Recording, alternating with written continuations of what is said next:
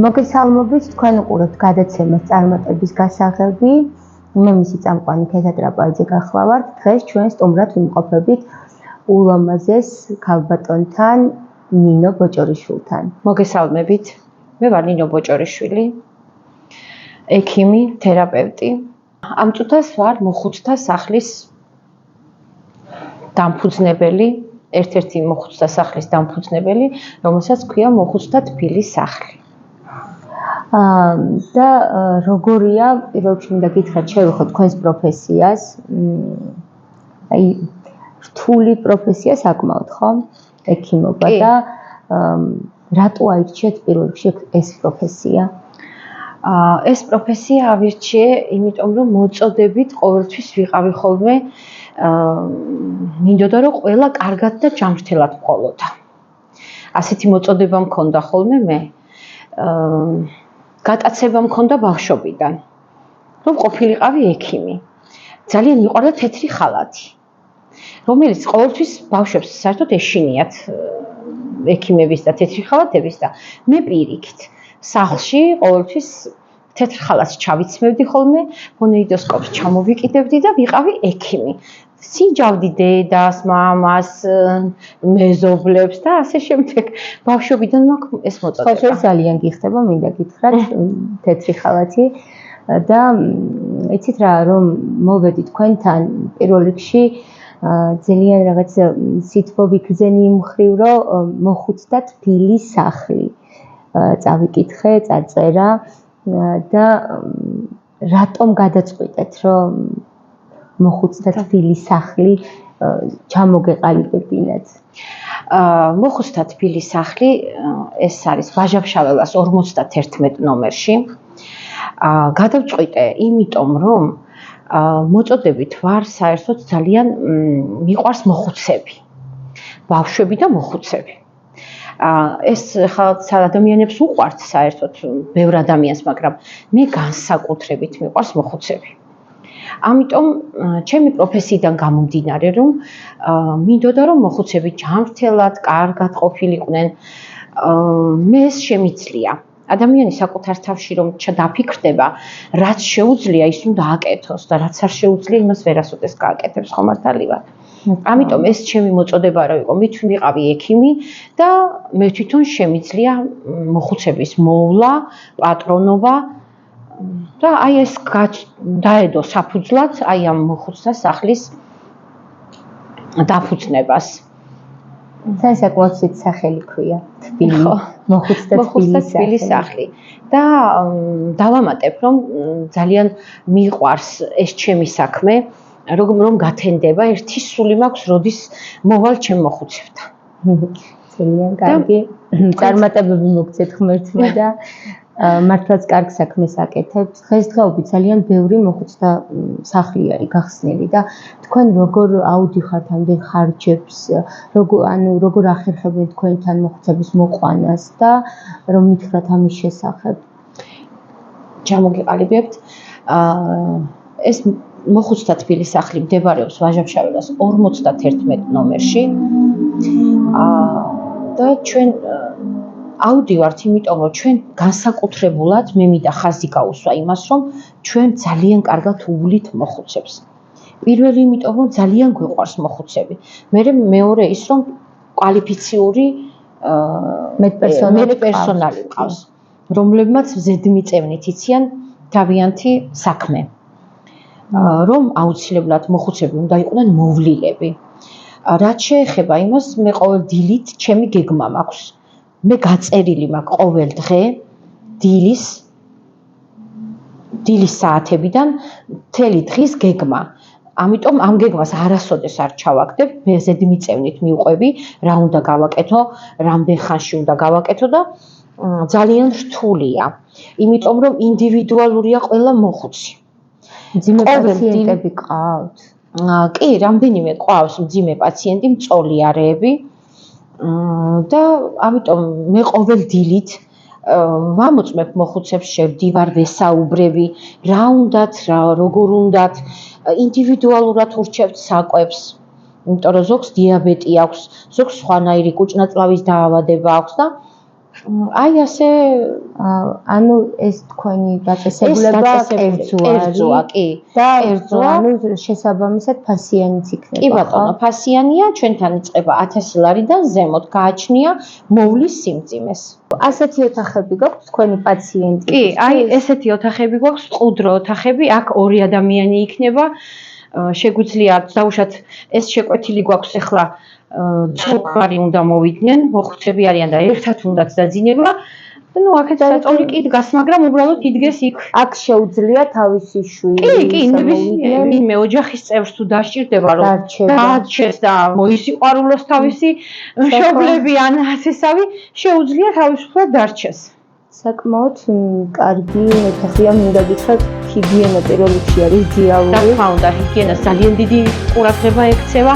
ყველანაირად გვაქვს პირობები შექმნილი, რომ საკუთარი ყველაფერი გქონდეს მოხუცებს თავისი სველი წერტილით. საკმაოდ კომფორტულია, მინდა გითხრათ.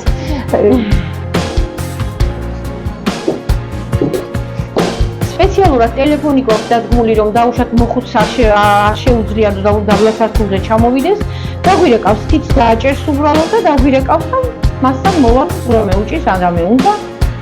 ძალიან კარგია.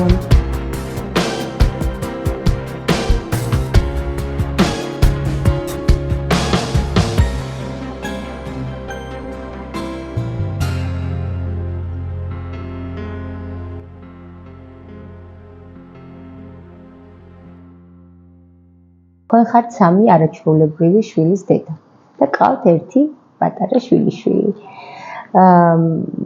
ცოტა ისეთ თემას უნდა შევეხო, რომ ტკივნეული შეიძლება იყოს თქვენთვის, მაგრამ თუ შეიძლება რომ მოგვიყვებით თქვენი ცხოვრების შესახებ, იმიტომ რომ თქვენ მეუღლე დაგეღუპათ და 3 შვილით დარჩით მარტო.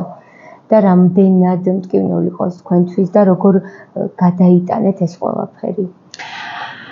მოგახსენებთ, ნამდვილად ძალიან დიდი ტრაგედია დატრიალდა 1999 წლის 26 მარტს ჩემ ოჯახში. მე ვიყავი 28 წლის და ჩემი მეუღლე იყო 36 წლის.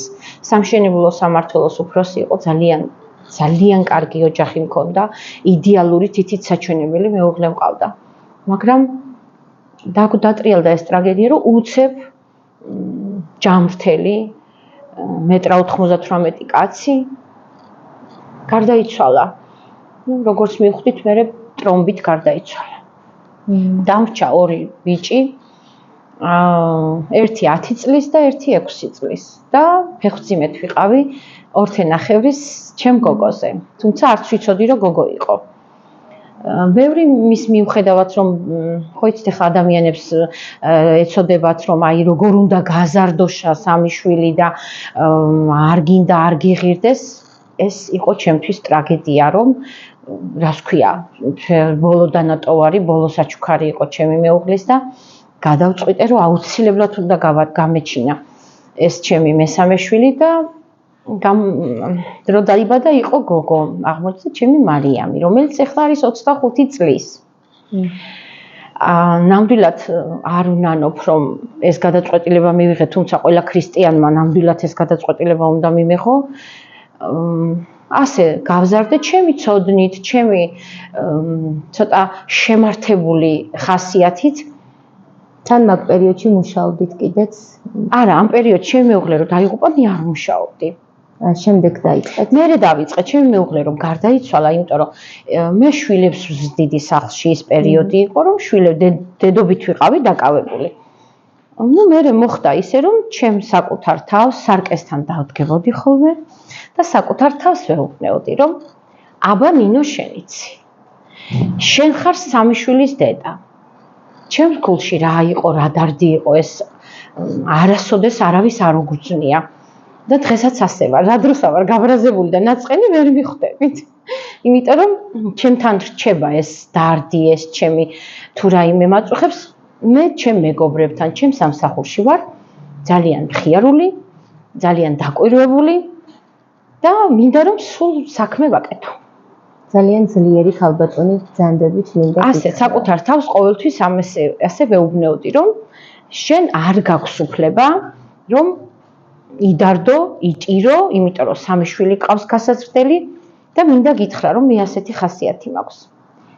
20 წელი კედელს რო ვაშენებდე და ერთი აგური მქონდეს დასადები და დაინგრეს ეს კედელი. არასოდეს არ ვტირივარ. ვიწყებ ახლის გაკეთებას, იმიტომ რომ ჩემ გასაკეთებელს, ჩემ საქმეს ვერასოდეს სხვა ვერ გააკეთებს. ოჩახ.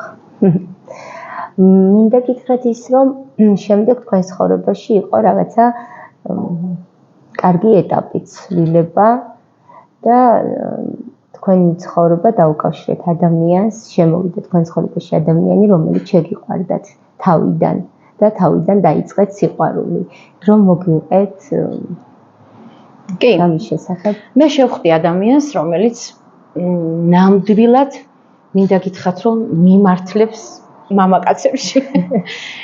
ნამდვილად კარგი ადამიანი. ავწონე, მიღირდა თუ არა მე ამ ნაბიჯის გადადგმა, იმიტომ რომ ხო იცით ახლა ოჯახია თავისებურად